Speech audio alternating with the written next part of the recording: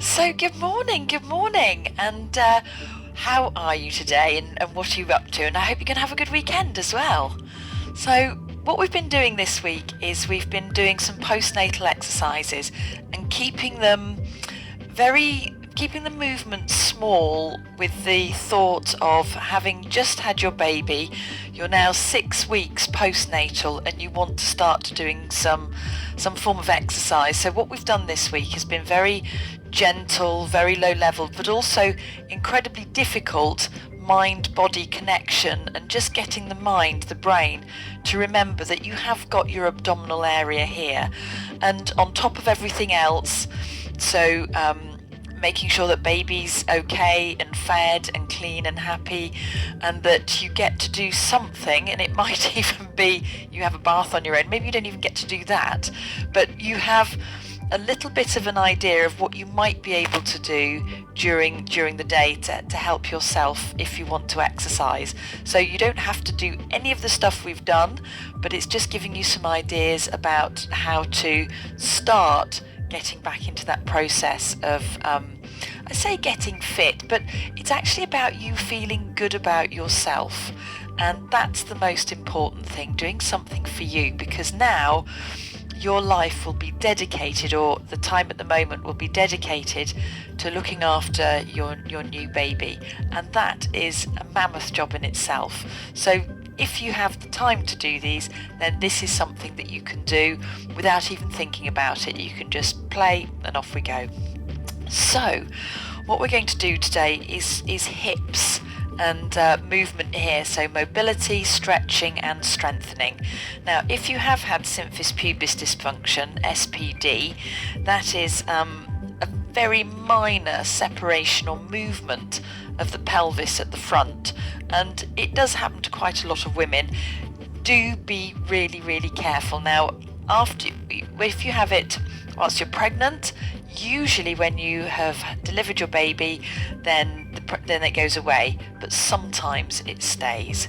So if it has stayed with you, just keep your feet close together all the time. Okay, so what I would like you to do first of all is place your hands on your hips, and I'd like you to have your feet underneath you. Don't worry about a core connection, and I'd like you to circle your hips. Now it's not a big circle, but just to circle the hips. Now with your hands, place them into your waist on top of your hips, and I want you to gently press with your thumb and your finger, and I want you to notice if the tone of your muscles changes. Okay, so let's just change direction.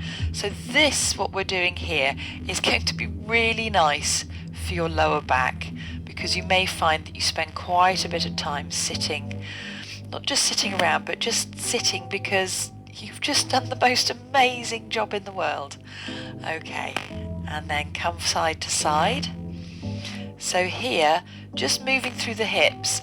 Now what this is doing is each time you change direction, you will be pulling on the muscles in the pelvis, and those pulls will be helping to stretch and move and mobilize forwards and backwards now the muscles in the pelvic girdle. So you've got a whole lattice work of muscles in the pelvis, and this is going to help to sort of pull and move on those.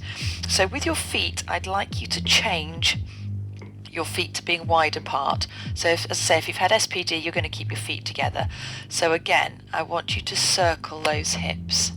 So circling those hips and just seeing how they feel. If they feel a bit clunky, that's it. Lovely. And then change direction. There we go.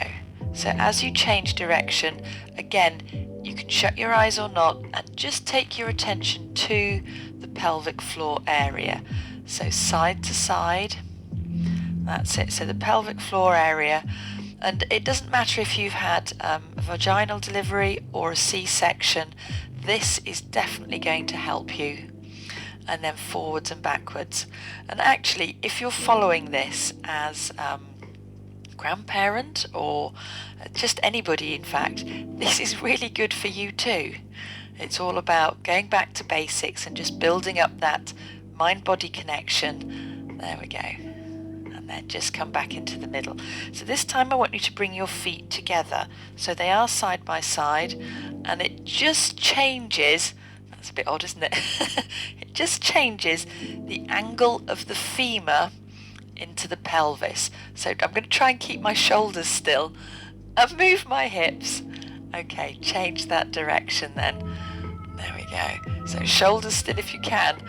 That's really hard because my body wants to do the movement. That's it. Okay, so let's go from side to side. There we go. I feel, because my legs are together like this, I feel a little bit like a mermaid. But anyway, so push those hips from side to side.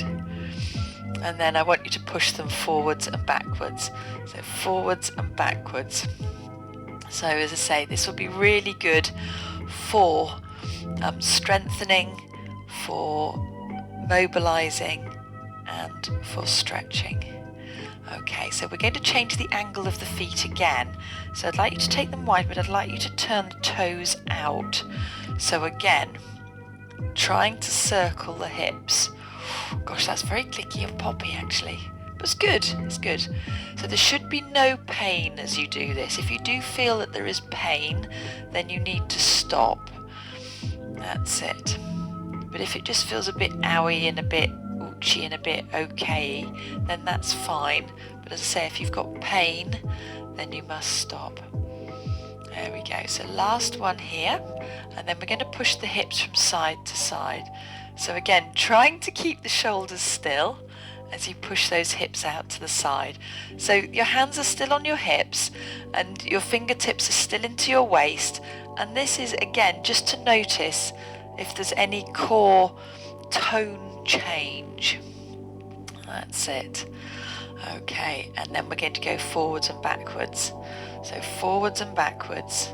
So again, as you take your hips forwards, you'll feel a real glute squeeze here. So your gluteal muscles, your butt muscles will really be squeezing as you push your hips forwards. That's it. And last one. Okay, so last foot change. So turn the toes in. So this is going to seem really, really odd because it's something we don't tend to do so much, but it might feel really super comfortable turning your toes in. That's it. And then you're going to change direction.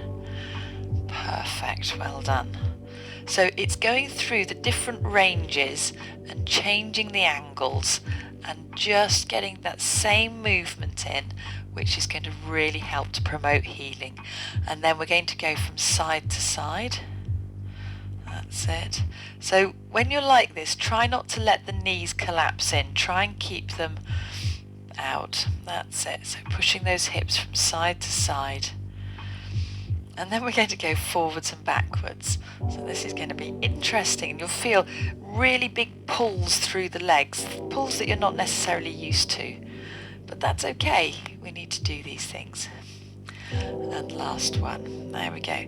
So one more change of foot position. I want you to put, if you're standing, if you're in a clock face and you're facing 12 o'clock, I want you to take your foot out to the corner of the room. And I've taken a step, but I'd like you to lift your back heel. So by lifting the back heel, how does that feel? There we go. And then change direction with that. So this is going to really help your pelvic floor. There we go. So forwards and backwards.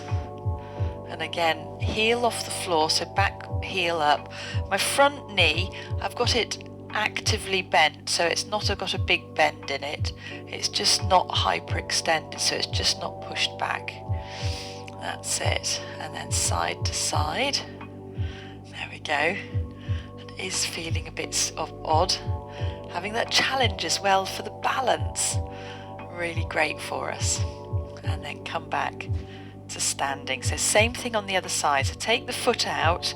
So my toe is actually facing the corner of the room. My other leg is facing forward, and then I'm just coming up onto the toes, and then I'm going to push my hips forwards. Sorry, I'm going to circle my hips. So again, having changed the angle of my femur in my pelvis with the back leg and the front leg. Okay, so change direction. So your fingers still in your waist, noticing if you can feel any tone change. And then side to side. That's it. Side to side, side to side. And then forwards and backwards. So that's going to feel quite different. But back heel is up off the floor. There we go. And last one. Perfect. And then just come back to standing. So just walk through your hips. Just have a pedal through the hips and just sort of give them a little bit of a wiggle and see how you're feeling. And there we are. Well done, well done. Some pelvic floor, some pelvis mobility, stretching and strengthening. I hope you've enjoyed that. And if you've enjoyed doing these sessions, then please do get in touch, because I'd like to put together for you some 10-15 minute exercises for just postnatal mums, so that you can work slowly through sort of healing, repairing, remembering, getting the brain body connection going again, so that you can start to feel a little bit fitter and a little bit stronger and a little bit happier about how your body is feeling, because it may not feel like it's part of you when you've just had your baby, and it is. And I want to help you get through and to love yourself and to help repair and just bring everything back together again for you. So well done. All right, lots and lots of love and well done.